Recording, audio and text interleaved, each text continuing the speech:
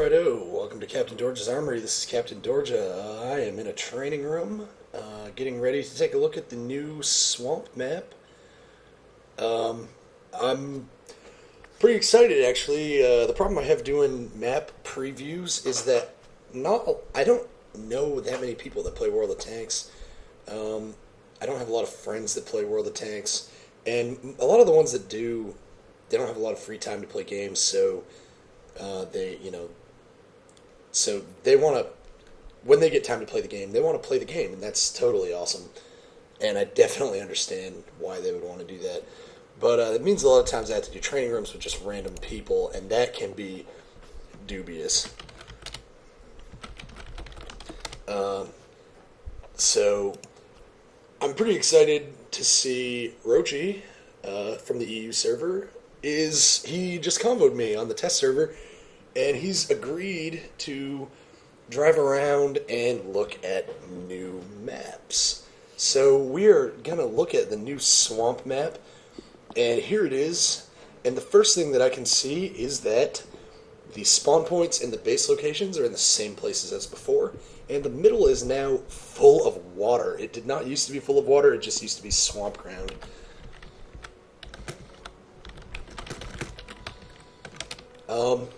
I've already seen the map preview that the Mighty Jingles put up, so some of this is going to be things that I've noticed from him.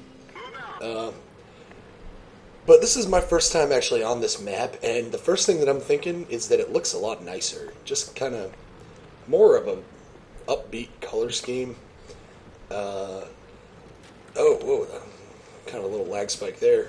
We still have one of the big camping rocks right here, but it looks like they took out the other one that was more over by the bridge. And also, it's interesting to note that this bridge right here, it's not actually a bridge anymore. Now it's like a pile of rubble. Huh. And as you drive over it, it gets crushed. So that's cool. We still have the town right across the north bridge, just like before. And we still have the flanking ridgeline, just like before. So that's kind of interesting. Looks like the ridgeline doesn't extend nearly as far. In the old map, the ridgeline went all the way to about A5, and you could almost follow it straight into the enemy base. So we still have a lot of the same locations as we had in the old map. We still have the town right here. I'm really liking the visual touch-up. It's a lot less drab. The old map was very, very ugly.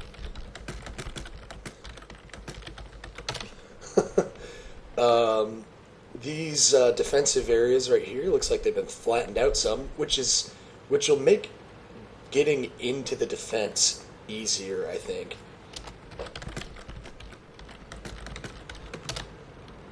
So that's cool. This area used to be really raised up. It used to be a place where people would just hard camp, and it was very, very, very easy to defend. They flattened it out a lot, which is interesting. It should make. They've also removed a lot of the cover, which should make holding it more difficult. I was kind of hoping you might be able to get up it from here, but it doesn't look like it. But you can drive down, and they've definitely increased the assault ability of this map. We can now assault through the water right here, and we can get at the camping position, some of these camping positions really easily. We can flank this position over to my right. We can be inside this position over to my left. And we're going to drive into the middle of the map. We're going to look at the middle some. It looks like they've made the middle. The terrain in here is awful. Oh man, I can really feel it. It's like driving through tar. I can just really feel it pulling at my suspension and really slowing my tank down a lot.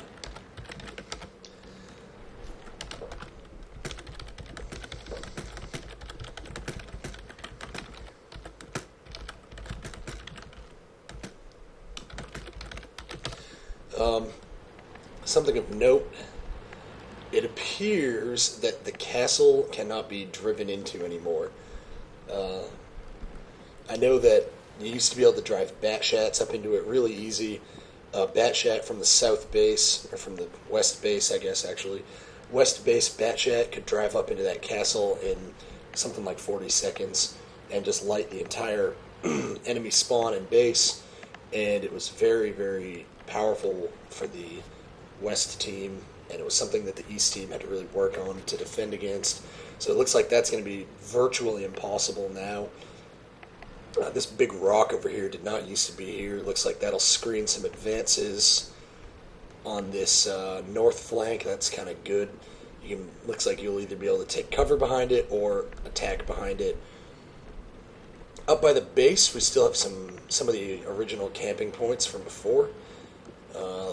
I think they may have reduced the amount of hard cover up here. I'm thinking before there used to be the windmill and I think 2 buildings, like real buildings, not like that one. A lot of bushes though, a couple of rocks.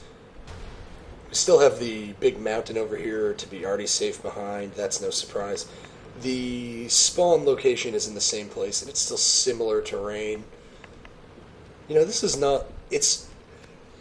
It's not that big of a change to the actual map, but it looks like a lot of real refinements. And I think, so far, I'm thinking the playability is going to be increased because the ability to just hard turtle, I think, is going to be reduced. Now, it is worth noting that you can actually drive across this river. It's not easy to do, and it is kind of risky, but you can drive across it. Like, you don't actually have to use this bridge, but you do have to be right next to it. So, you know, you can drive right across it. So that's good. This little ruined town down here, still looking pretty ruined. Maybe a little bit more substantial than it used to be, actually. I'm not sure. Whenever I was in the actual ruined town, I was usually getting just absolutely destroyed. Again, they flattened all this out, this stuff right here. Used to be more raised up. So if you get defensive tanks in here, it looks like it's going to be,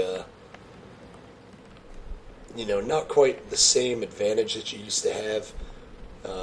But I think it could still be a pretty strong location. I want to take a look down over on the K line, because it looks like there's some new stuff down on the K line that might be pretty cool. I'm thinking if you get a fast medium across,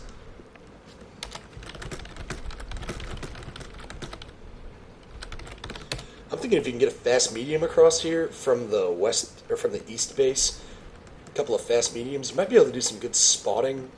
And if you're a low profile tank like a T-54 or a Type 59 or a T-44, something like that, T-20, I'm thinking you could get hauled down in here and work your gun depression in your turret. And for tanks coming from the west base, this might offer an alternative to assaulting the south, which is good. Because the problem with Swamp was always that it was just too easy to hard camp. You know, assaulting was really difficult. You had to worm your way in and dig the enemy out with good artillery players who had to relocate. And, you know, it was rough. It was rough. In company battles and clan wars, could get pretty nasty too. So it's looking like this is going to be a little bit more playable. I think camping will still be pretty strong on this map, but nowhere near the way it used to be. Yeah, I think this is going to be a good tank.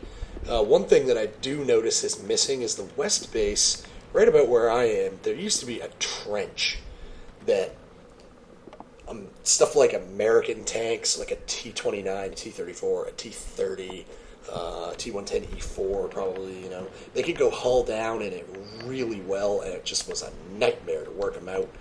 You don't have that anymore. Now you have an elevated ridge line with no hard cover, so not as much camping available up there. So yeah, here's a little preview of the swamp map. It looks like most of the changes they've made have been for the better, to improve the ability to attack across the map, but also to reduce some of the retardation for middle fighting. I think it's going to be positive changes, and I look forward to playing on this map, but I'm still a little skeptical. I'll have to see it in action before I'm a full believer. I think that's going to be about all for this map preview.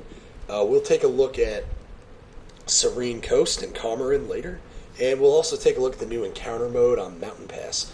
So until next time, guys, this is Captain Dorja, and just remember, you can never have enough big guns.